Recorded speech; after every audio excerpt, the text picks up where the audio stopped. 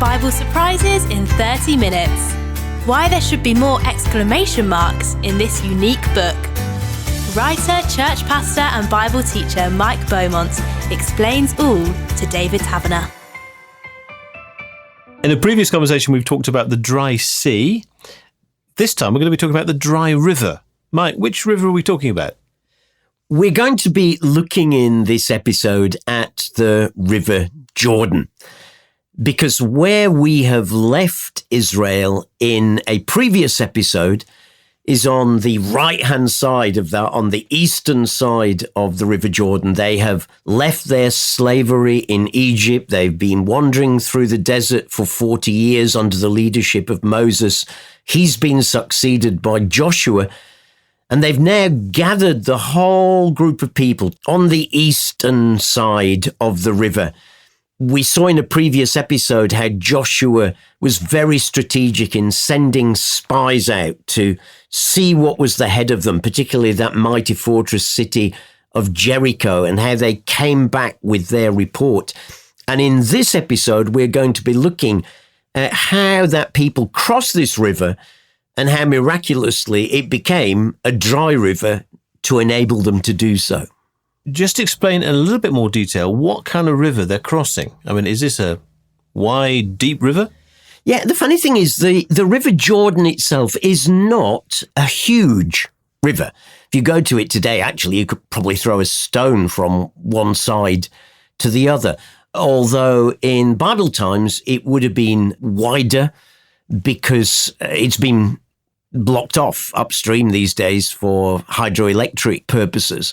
But it was Israel's main river. It flowed from the north, from Mount Hermon right up in the north, where the melting snows formed the river, then down south through the Sea of Galilee and made its meandering way down to the Dead Sea or the Salt Sea.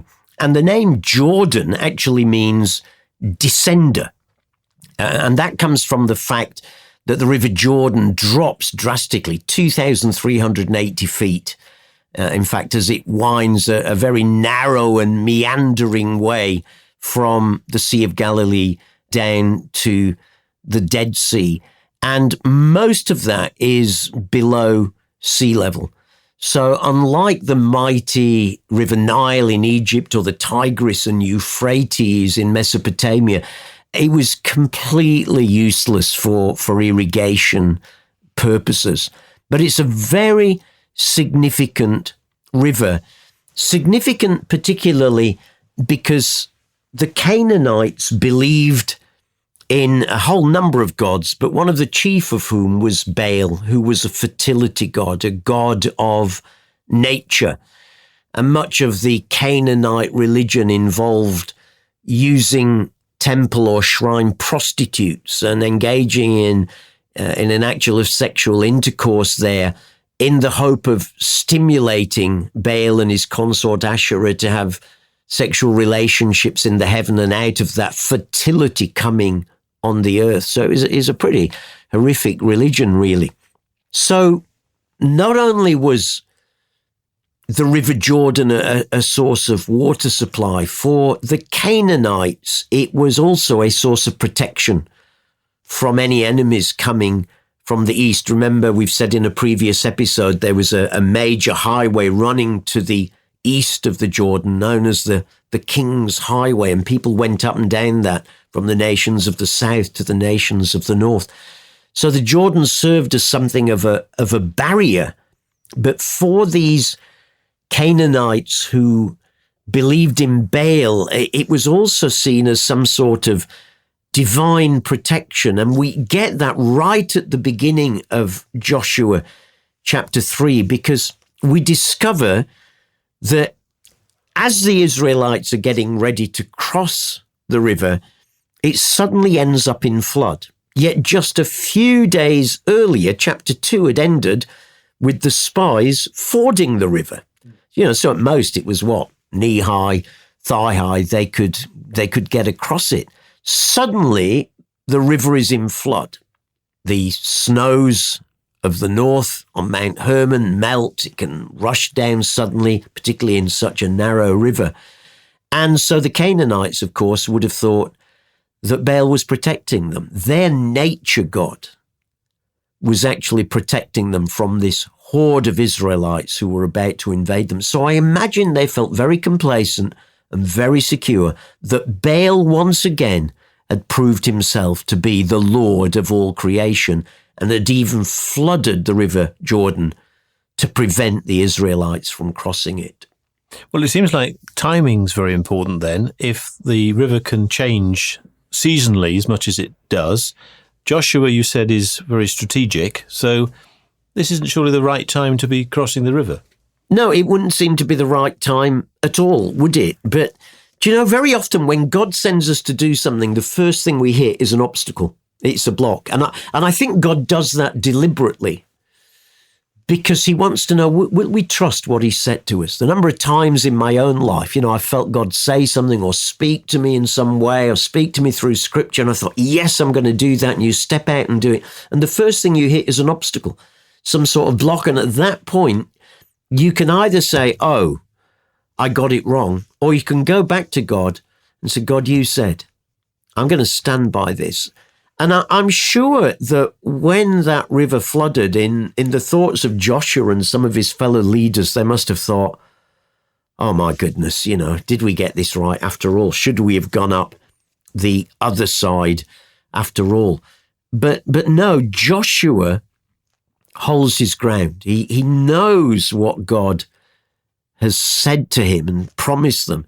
And actually, he says to the people after the spies have come back, 3 days later, the officers go through the camp telling everyone to get ready. And then Joshua says to the people, consecrate yourselves, for tomorrow the Lord will do amazing things among you.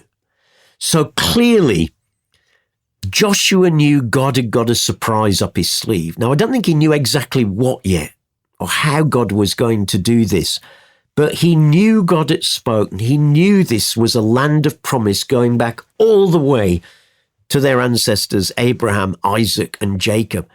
And he knew that because God had promised this and God had reassured him again and again, even at the beginning of Joshua, he told him to be strong and courageous because you will lead these people to inherit the land that I swore to their forefathers. So God had spoken to him very specifically, as well as the old historic promises.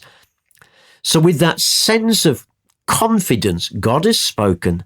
I don't know how he's going to do this, but I know if he's spoken, he's going to do something great. So get yourselves ready, consecrate yourselves, because tomorrow the Lord will do amazing things among you. Do I remember correctly that when this enormous group of people were supposed to move on, or indeed stop, was dependent on the pillar of cloud and the pillar of fire? Yeah, absolutely. And for the last 40 years, as we saw in our episode about God's GPS, he'd been guiding them by that pillar of cloud by day and the pillar of fire by night. But it's interesting, at this moment, the old guidance disappears. I think that must have been a bit scary at that moment. You've had this consistently day in, day out to guide you. And suddenly that guidance, that GPS disappears. And what they're now given is a new form of guidance. They're given something new to follow. We read in chapter 3 from verse 3 that when you see the ark of the covenant of the Lord your God and the priests who are Levites carrying it, you are to move out from your positions and follow it. So now the guidance is going to come by following the ark of the covenant, where God tells them to take it. And then this lovely verse, then you will know which way to go, since you have never been this way before. Wow, I think all of us have times in life when we come to points where we've never been this way before, have we? And it's at that point we just need to say, okay, let's keep calm. What has God said? Let's follow what God has said. Let's go where God tells us to. And so there's this encouragement here. You've never been this way before. And of course they hadn't. Not one of them had set foot in this land. Not one of them knew what lay ahead. But they're told, Follow the ark now. Follow where God leads through his ark, and you'll be doing the right thing and going to the right place. So if they're following the ark, who's in the water first? Well, who carries the ark? Some listeners will no doubt know that the people appointed to carry the ark was the priests. Now, they didn't carry the box. The Ark of the Covenant, remember, was a gold-covered box that contained the 2 tablets of the 10 Commandments and Aaron's rod that had budded and some of the manna that God had provided them with over the previous 40 years. But there were rings by the feet of the ark with poles that stretched through these rings so that bearers could carry it at the front and at the rear. And those poles were always left in the ark, by the way, even when it was positioned in the tabernacle or eventually the temple. So it was the priest's role to carry this ark, and it would be the priests who were given this job of carrying the ark. The trouble is, of course, Joshua, you've told us to carry the ark. There is just a little problem in front of us. There is this rather fast-flowing river ahead of us. Here's what God says to Joshua. Tell the priests who carry the Ark of the Covenant, when you reach the edge of the Jordan's waters, go and stand in the river. In my mind, I'm imagining a little bit like pallbearers with a coffin, but in this case, they're not touching the wooden box. So, yeah, they're at the water's edge, having to be very, very careful with this holy box. And the instructions are very precise.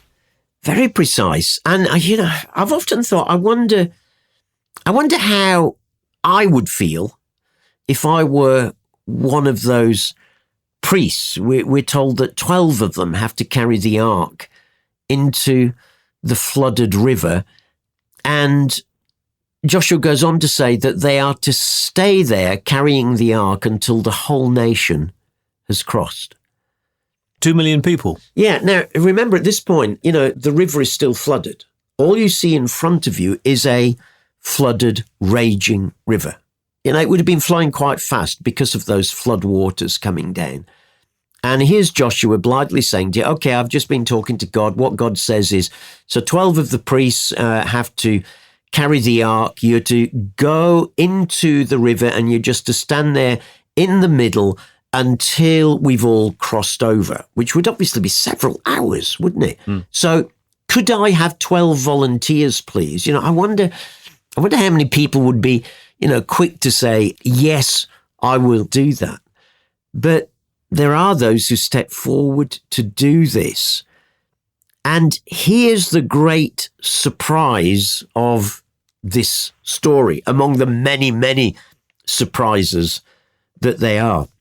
We read this, verse 12 and 13. Now then, choose 12 men from the tribes of Israel, one from each tribe. And as soon as the priests who carry the ark of the Lord of all the earth, notice that little inset there, just a reminder that this whole of creation is his. As soon as they set foot in the Jordan, its waters flowing downstream will be cut off and stand up in a heap. So there's the promise. The word cut off there means blocked. It will be stopped in its flow. So let's read on and see what happens. So when the people broke camp to cross the Jordan, the priests carrying the Ark of the Covenant went ahead of them.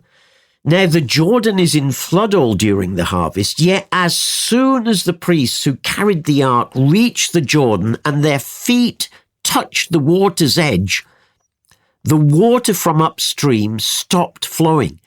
It piled up in a heap a great distance away at a town called Adam in the vicinity of Zarethan, while the water flowing down to the Sea of the Arabah, the Salt Sea, was completely cut off. And so the people crossed over opposite Jordan. And the priests who carried the Ark of the Covenant of the Lord stood firm on dry ground in the middle of the Jordan, while all of Israel passed by until the whole nation had completed the crossing on dry ground. Imagine yourself being one of the front priests, Okay, guys, off you go. And it is literally not until you set foot in the river. It's not that God stops it and then there you go, it's dried up, you can cross now. This is different from what happened at the Red Sea. Remember there at the crossing of the Red Sea, Moses had stretched out his rod and the sea had parted and then they had crossed. Here, the priests have to exercise faith and set foot into this raging river. And at the very moment they set foot into it, it dries up. Now, why? The text tells us. It says that it piled up in a heap a great distance away at a town called Adam. And the Hebrew there behind that piled up in a heap suggests that what there was a landslide at this place called Adam upstream. Actually, it happened in the last century, exactly the same thing in exactly the same place, a landslide back in 1927 it Really? was, when there was this blockage and the whole river was blocked for 20 hours. So we know that this can happen. But here for me is the surprising thing. It shouldn't be surprising. God's at work. God so ordered this that the rocks fell upstream at Adam and so blocked the waters up there. But obviously it takes a little time for that to work its way downstream. He did it in such a way that at the very moment the priests put their feet in the water is the very moment that blockage takes effect where they are. So here is God using a mixture of the natural, as it were, a landslide, but his overruling of that, his timing of that is absolutely incredible. Blocked for 20 hours in 1927. Don't know how many hours it would have been blocked for here to get 2 or 2.5 million people across. Tell you what, I think those priests must have been tired holding that. Because they couldn't drop it, they couldn't slip. Absolutely not. This is Israel's most holy artifact that they are holding there in the middle of the stream. But it's symbolic. It's like, what did the Ark of the Covenant represent? It represented the throne of God. On top of it, there were 2 cherubim with outstretched wings, and it was believed that those outstretched wings represented the very throne of God here on earth. Here is Israel saying, our God is at the center of this. The Ark of the Covenant is at the center of this. And God is at the center as they pass by. Now, that must have been, yes, I think an enormous surprise for the Israelites. I'll tell you what, I think it was an even more enormous surprise for the Canaanites on the other side, who had been feeling that Baal had protected them. Yeah, look at you Israelites. Look what our God has done. He's made the river flood to protect us. He's the God of nature, you know. But the God of the whole earth is greater than any so-called God of nature.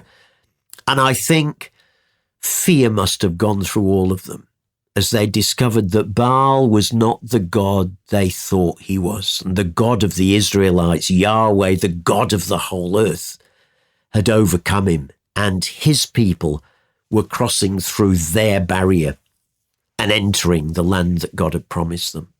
And the point you made that God was active further back in time before, as you say, the priest stepped into the water. And I'm thinking, does that still happen? Yeah, I'm sure it does. I mean, at the end of the day, time is but a creation of God. It is part of his creation. He is outside of time.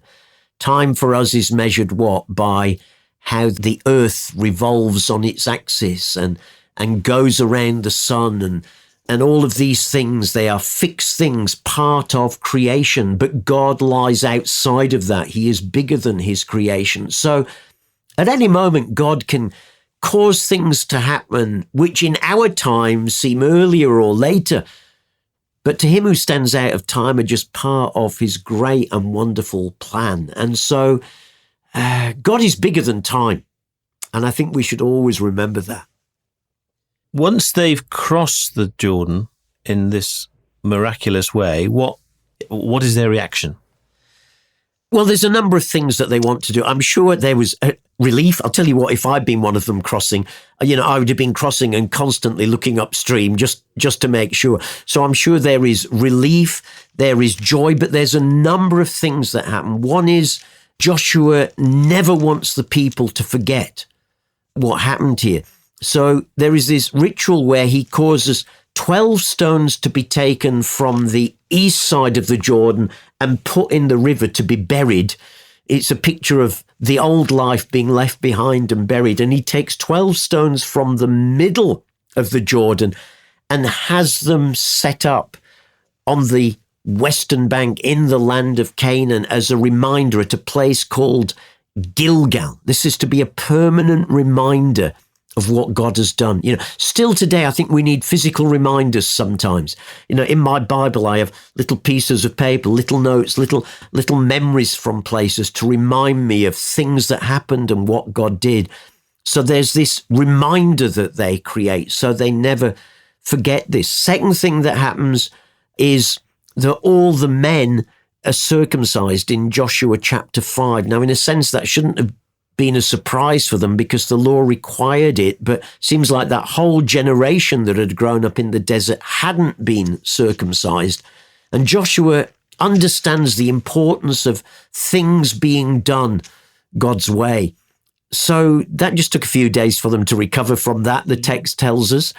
And then the final thing that happens, the final surprise, is that the manna that God has been providing for the last 40 years stops appearing. At the end of chapter 5, we read in verse 11 and 12, the day after the Passover, because they celebrate and held the Passover together for the first time in the promised land, the day after the Passover, that very day they ate some of the produce of the land, unleavened bread and roasted grain.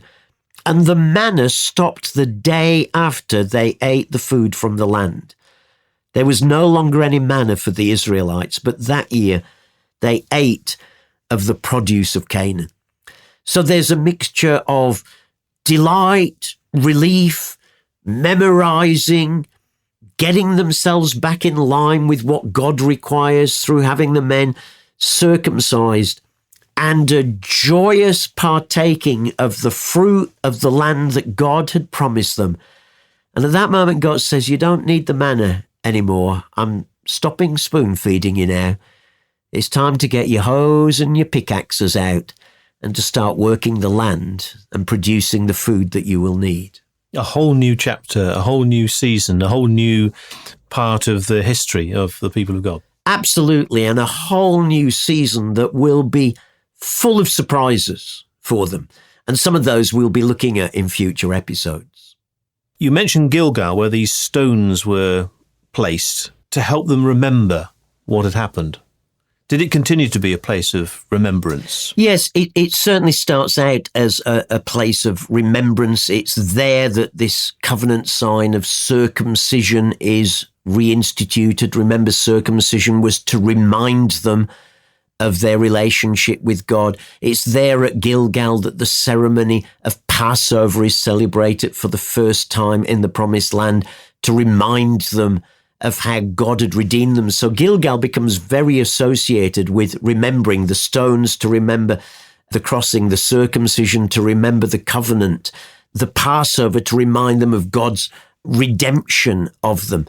So a great place of remembering, and it will become in future years an Israelite sanctuary.